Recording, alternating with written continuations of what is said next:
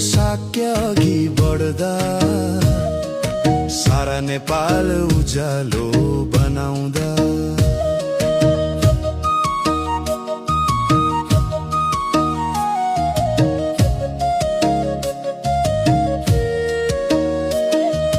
आज घर दैलोमा आइपुग्दा जनताको कुरा सुन्दैछन् गरिब किसान युवा सबैका अधिकारका स्वर बन्दैछन् पुरानो राजनीति तोडेर नयाँ इतिहास लेखौं टेक बहादुर शाक्यको साथमा समृद्ध नेपाल देखौं।